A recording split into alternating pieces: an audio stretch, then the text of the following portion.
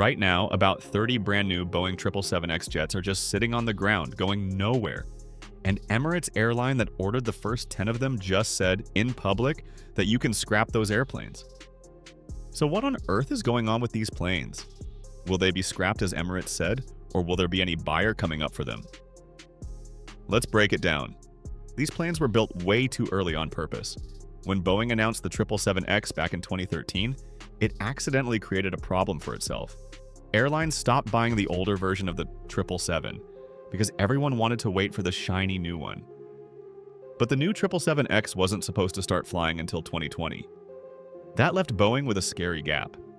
For years, its factory would have almost nothing to build. An empty factory is a nightmare for a plane maker. Expensive machines sit idle. Skilled workers lose their sharpness or leave. So Boeing made a gamble. Instead of shutting the line down and waiting, it started building 777X jets early before the plane was even approved to fly. The idea was to keep the factory busy and the workers ready. On paper, it made sense. But two things went wrong. First, testing the 777X dragged on far longer than anyone expected. Years longer. So Boeing kept building these not yet legal jets, ending up with around 30 of them piling up. Second, and this is the real headache, the plane's design kept changing during all that testing. Engineers improved things and fixed problems along the way, which means these early jets, built to the old design, no longer match the final approved version. They're basically outdated the moment they rolled out of the factory. So now Boeing has to go back and fix them, a process of tearing into finished planes and updating them to match the current design. That's slow, expensive, and awkward. Imagine building 30 cars, then being told the blueprint changed and you have to partly rebuild every single one. If this story sounds familiar, that's because Boeing has done this exact thing before. Years ago, with its Boeing 787 Dreamliner, Boeing also started building planes early, then discovered a serious flaw in the wing structure. But those early jets already had the flaw built in. To make them safe to fly, Boeing had to add heavy extra bracing and reinforcement. All that added weight hurt how well the planes performed, and they earned a mocking nickname, the Terrible Teens. Boeing struggled for years to sell those compromised jets, and a few never found a buyer at all. So when the same pattern shows up on the 777X, people in the industry get nervous flashbacks. Here's the good news though, this time it isn't nearly as bad. People close to the program say these early 777X jets won't need anywhere near as much rework, and the hit to their performance will be much smaller. There will still be some penalty, some downside, but these planes are far from ruined. They're a little off-spec, not broken.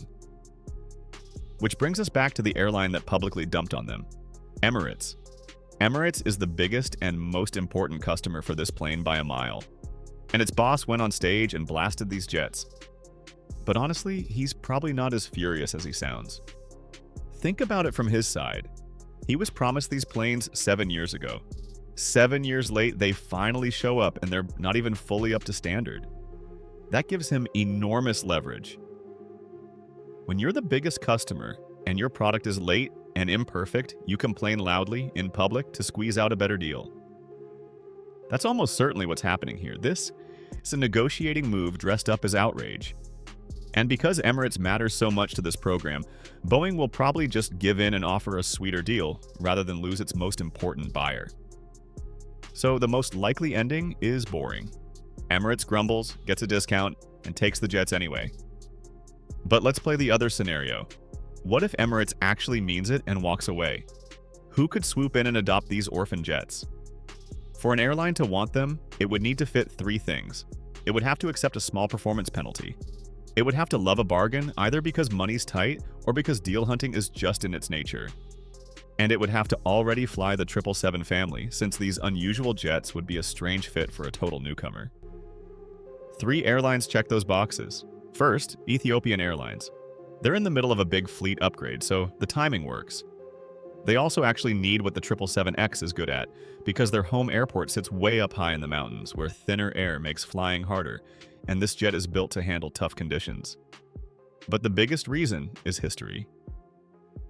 Ethiopian was one of the few airlines that actually bought those compromised, terrible teens Boeing 787s years ago.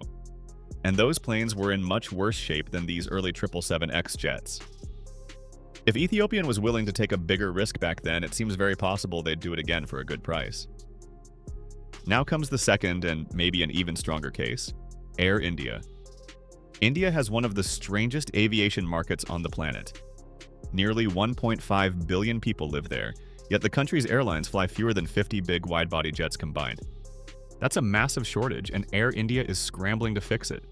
It has poured tens of billions of dollars into new planes, including the 777X. The problem is it can't get planes fast enough. Delays have forced it to get creative, grabbing used jets that other airlines gave up, including some that were originally headed to a Russian airline before sanctions blocked that deal. Those helped, but Air India still desperately needs more planes, sooner. Its own 777X orders won't start arriving until 2028, stretching into the 2030s. So, the chance to grab extra jets years earlier, at a discount while the airline is losing money, would probably look very tempting. Honestly, Air India's case might be the strongest of all. Third, and the most surprising, United Airlines. There have been internet rumors that United is about to grab these planes, though there's no solid reporting to back that up, and at least one outlet says it's not happening. Still, United fits in a fascinating way because it has a history of striking clever deals with Boeing. Years ago, United helped Boeing out of that exact same production gap by ordering a bunch of older 777s to keep the factory running, and Boeing reportedly rewarded them with a fantastic deal. United is in a perfect spot to do Boeing a favor again in exchange for another bargain. On top of that, United has the strongest real use for this jet of any American airline.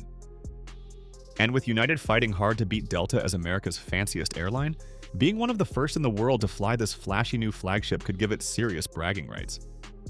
So there you have it. Those stranded jets aren't cursed or worthless, they're just early builds caught in an awkward gap between an old design and a new one, waiting to be tidied up. The most likely ending is that Emirates stops complaining, pockets a discount, and takes them after all. But if Emirates truly walks, these planes won't sit lonely for long. Ethiopian, Air India, or even United could step in. Because a slightly imperfect wide-body jet, offered at a discount and available years ahead of schedule, is exactly the kind of deal a hungry airline dreams about. One way or another, these strange stalled jets are going to fly.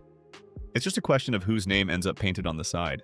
Zoom out, and these grounded jets tell a bigger story about Boeing itself. A company so desperate to survive a production gap that it gambled on building planes it couldn't yet fly, then watch that gamble slowly turn into 30 very expensive problems parked on a ramp.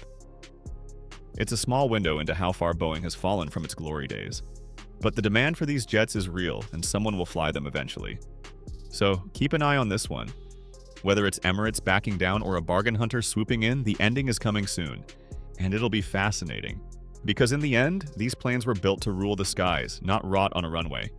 And sooner or later, that's exactly where they'll belong.